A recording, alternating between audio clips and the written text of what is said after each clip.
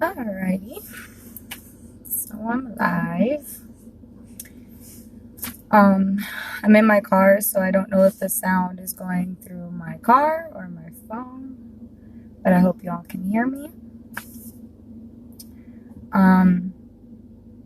I've titled this video Type 1 Diabetes and Energy because that's what I'm going to talk about. Being that number one, this month, November, is supposedly Type 1 Diabetes Awareness Month, as well as like Pancreatic Cancer Month or something like that. Every month, every day, every year, we have new awareness activities going on. So I just want to kind of basically explain through my experience and understanding of type 1 diabetes and how it affects our energy. The irony of it is that it is directly connected with our sense of energy as human beings. So, good morning. Can you hear me well? Please give me some thumbs up or some love to let me know that it's vocally coming out well, verbally. Please. Can you hear me? Anyone hear me? Awesome.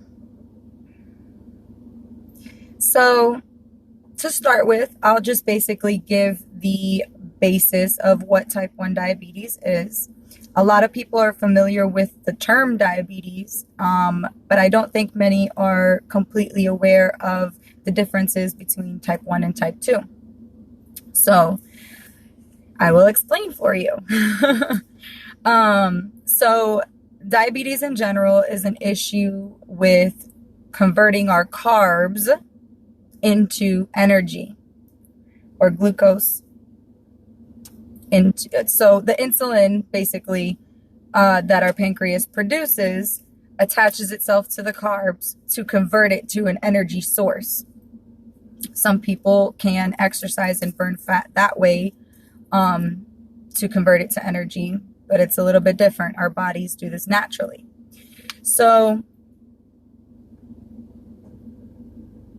type 2 diabetes is when your body is still producing insulin. It's just not working as well, so it's resistant to converting it to energy. Type 1 diabetes, which is what I got to deal with, is that our pancreas just stopped working and is no longer producing insulin to convert that carb stuff into energy.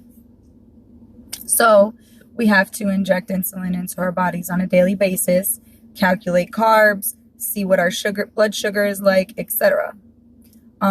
So part of the thing is that when you're eating, everyone thinks that diabetes has the only thing that you have to worry about is sugar. No, the problem is it's carbs in general, which includes sugar. So when we're eating, most of us are not thinking about what the food is doing once it's digested into our bodies. Some of us are health conscious, but for the most part, a lot of us just kind of eat what we want, do what we want, and don't really think twice about it. But unfortunately, I have had the, lesson of learning about carbs, learning about nutrition, figuring out how our bodies digest and process these things. That way I can live fuller. So the problem with diabetes is, like, for type 1, having to put in the insulin and calculate the carbs and whatnot, you're kind of playing a guessing game. Like, you're constantly guessing that that's the amount of carbs that you're eating and guessing that that's the amount of insulin that you should be taking. And so, unfortunate for us, we're constantly battling with life, constantly trying to decipher what's right for our bodies, because everyone's different, everyone's individual. We're not all going to have the same eating and diet regimen and it's going to work. Okay. So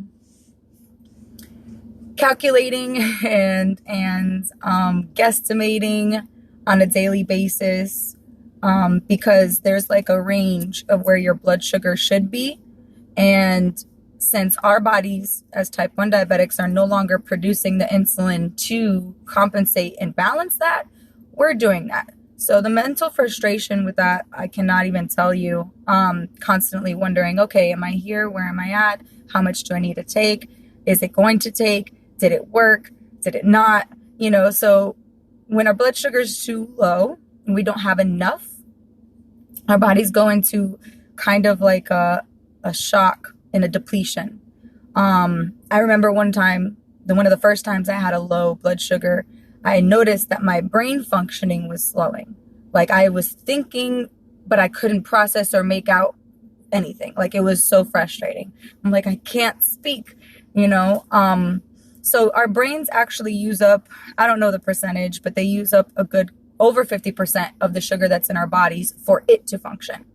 So your brain is one of the first things that start to, get drained if you don't have enough blood sugar. Secondly, your body gets clammy, shaky, muscles are weak. Me and my friends talk about it sometimes of having to drag ourselves to the kitchen to get something to eat or drink so that we can get our blood sugars up, because it's actually very difficult for our bodies to process sugar into the blood. And then we're playing the waiting game to see when we're going to feel normal again and be able to function. Then on the opposite end of that, if you say eat too much and you don't take enough insulin to balance the blood sugars, then you're going to feel mad sluggish, slow, tired, exhausted, because the insulin that you're supposed to be taking for every carb, if it's not in there breaking down the carbs, then you have so much blood sugar in your body that it's like overcompensating and your organs cannot function either.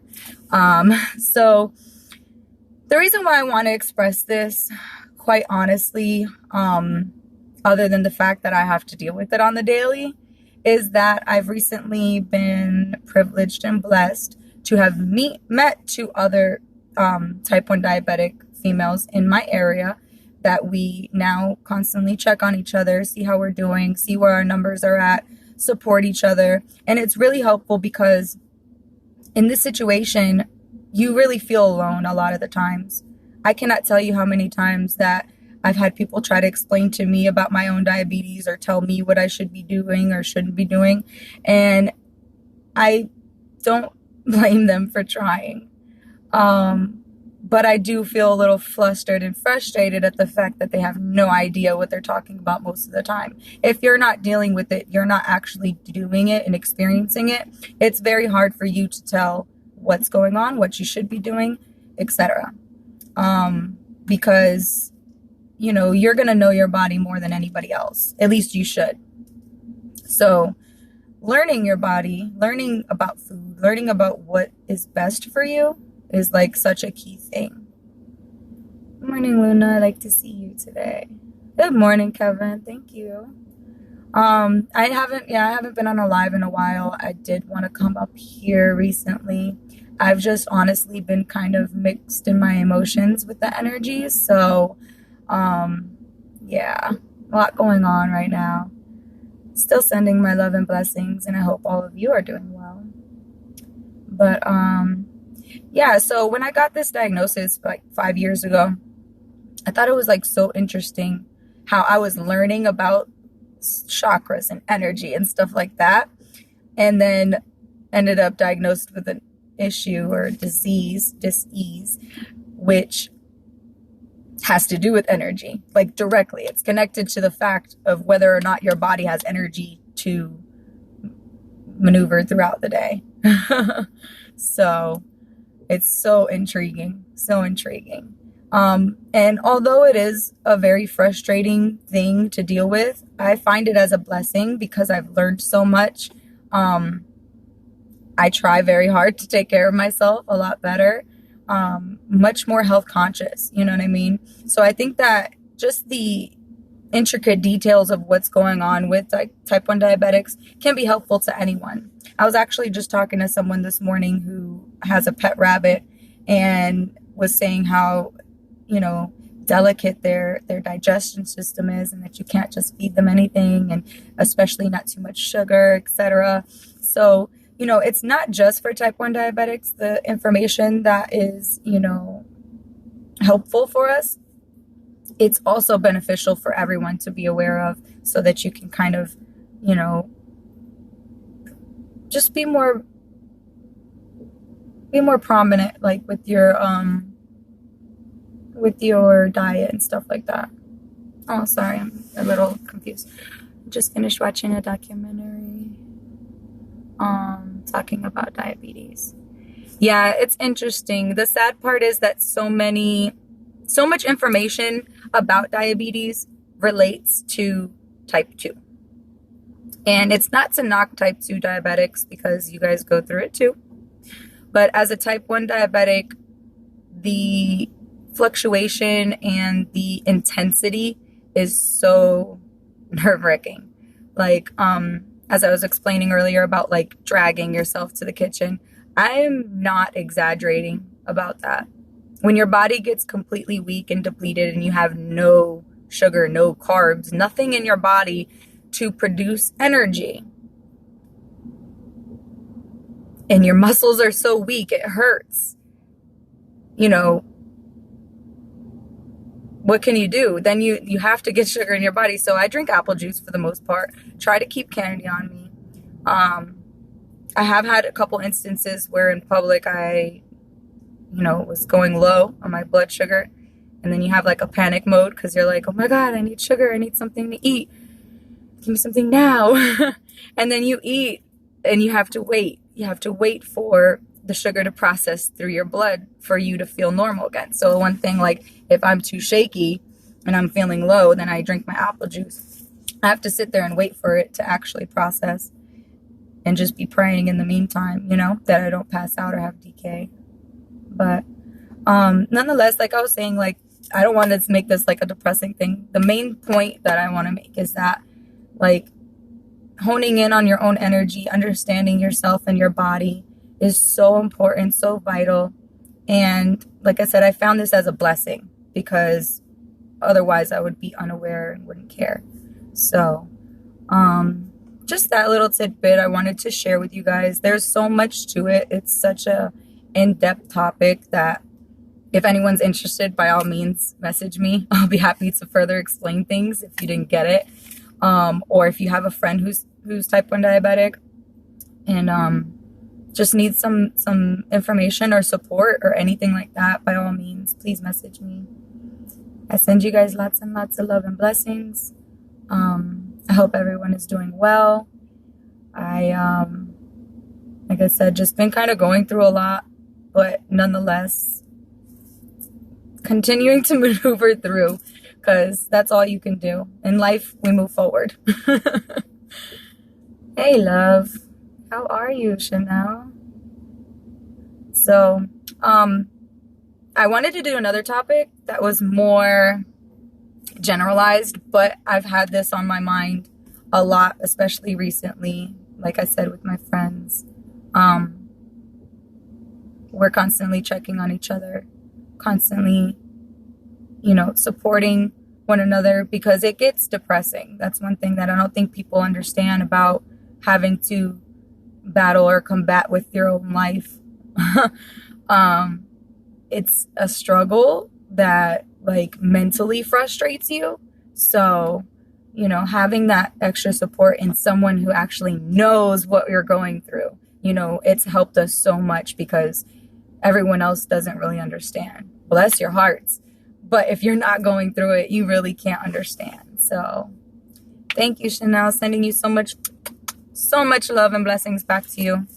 I'm going to go ahead and get out of here so I can get to my next job. But I will be doing another live piece soon this week because it's needed. We're going to jump back into like routinely conversating, open discussions. I'm going to start posting on my YouTube channel as well and get back on my Anchor podcast. So lots of good things coming. That's the best part. This 2020 shift that we're going through, everything that's happening right now from this whole November, December, it's like a preparation for what's to come. And that's what I want to talk about, is like the you know, the energies that we're dealing with now, the purging and everything is so vital and necessary to make room for the new. So, with that being said, I love you guys, and I will talk to y'all later. Much love. Stay blessed.